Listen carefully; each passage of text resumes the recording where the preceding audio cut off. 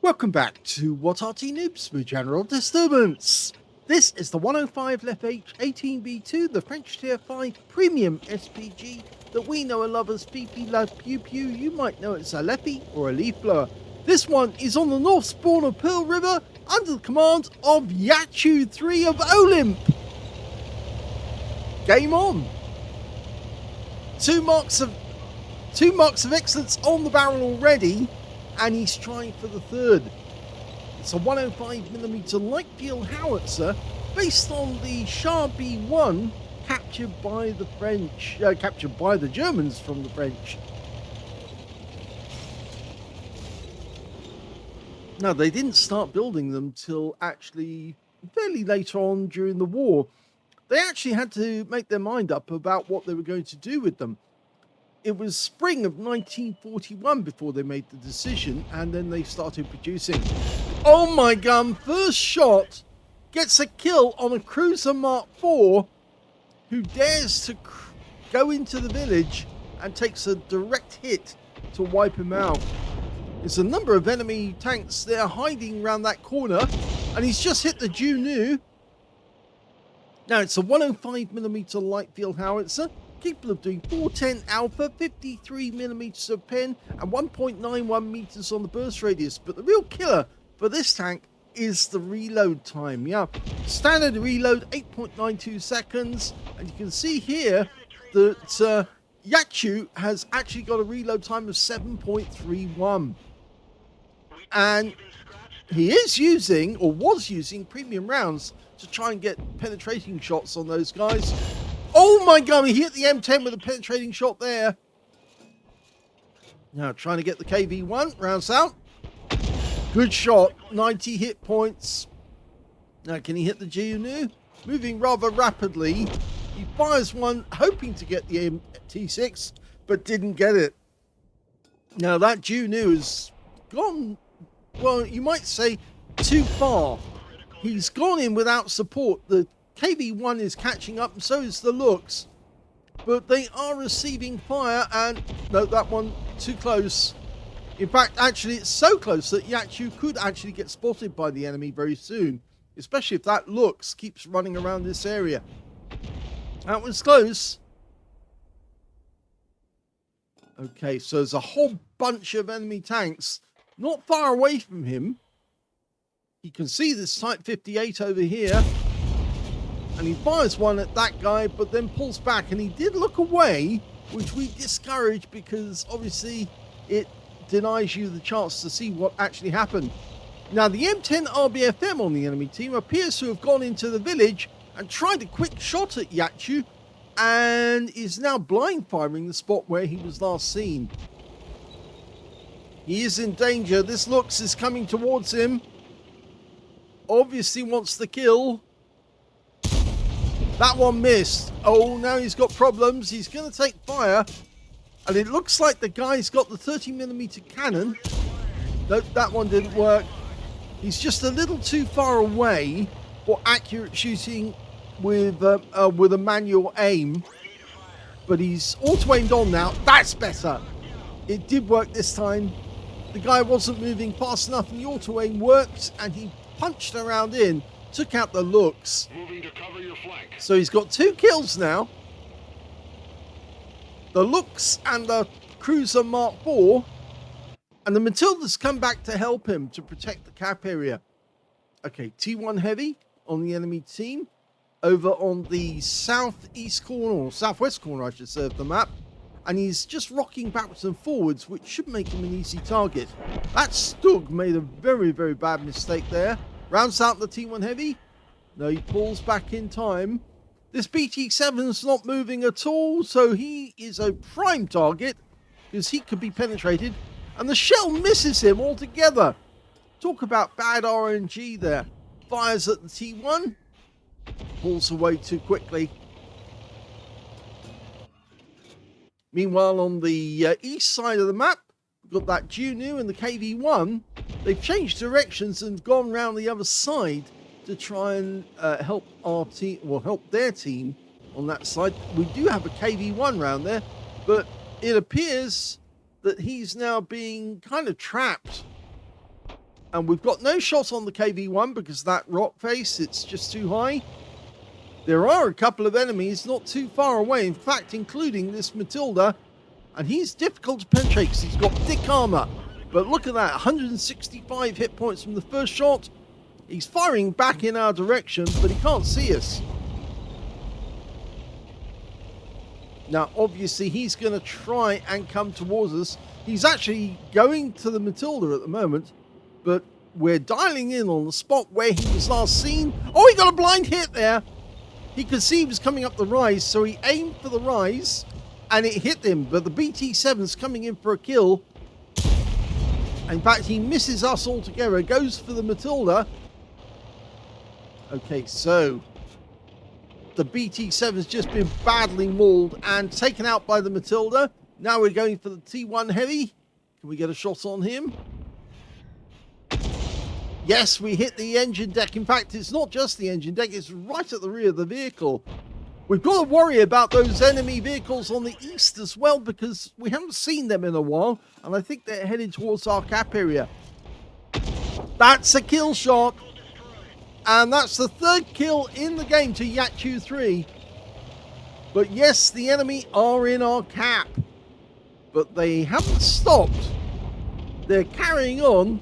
And I suspect they're going to come around the corner very shortly. But that Juno is badly wounded.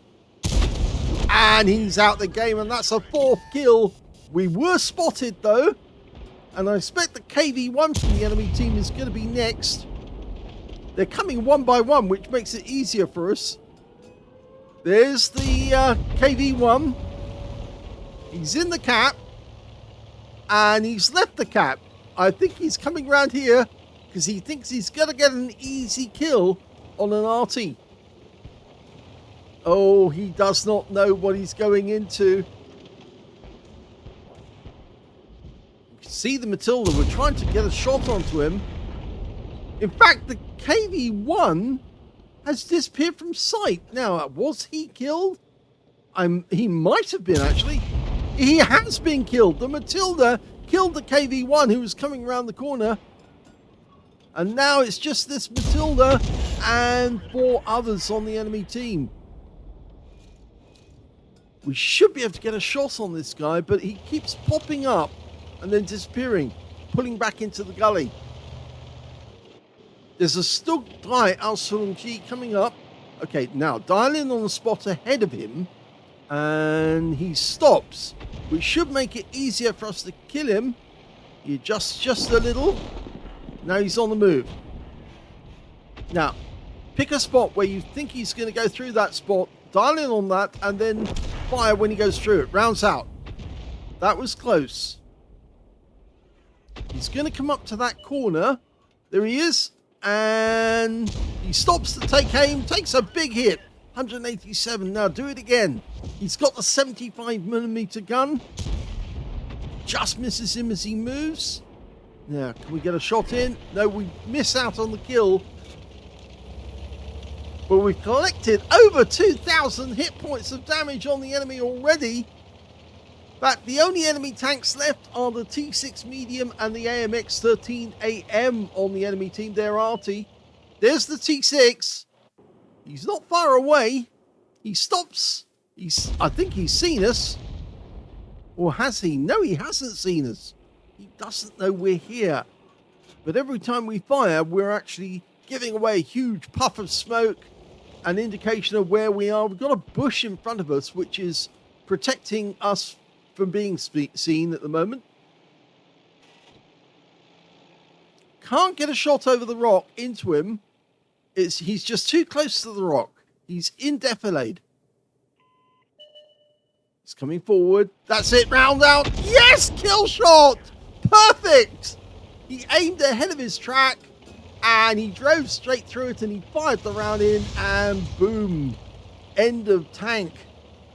Okay, now there's 4 left on our team facing one little Arty. An AMX-13AM. Don't underestimate them. They have a 105mm main gun as well. So they're just as capable as the Fifi, but they don't have as fast a reload time. Okay, we can see that yachu3 is moving with his teammates.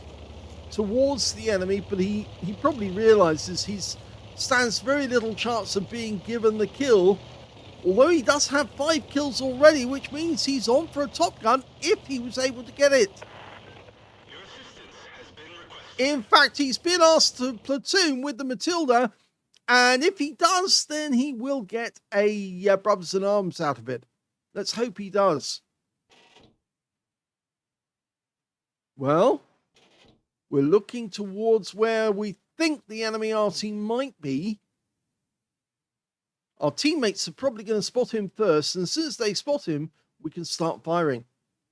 From our current position, we should be able to hit most places on the map, but if we were to try and drive towards the enemy, it would take us a while to get there, because this tank only does 28 kilometers an hour, and even with a turbo, it still doesn't increase the speed very much. In fact, I think he might be going up on this mound to try and increase his height so he can see if the enemy is appearing anywhere nearby. He's got a 390 meter view range, so he should be able to spot the enemy if they get close. The enemy might be hiding, you see, or he might be on the move. If he's smart, he will be on the move. And in fact, this little Arty can be quite powerful on the move. I've actually taken out T-34-85s with this little Arty with a moving shot whilst moving towards the enemy. And there he is! Yes, he is here! Oh, our shot hit the bridge!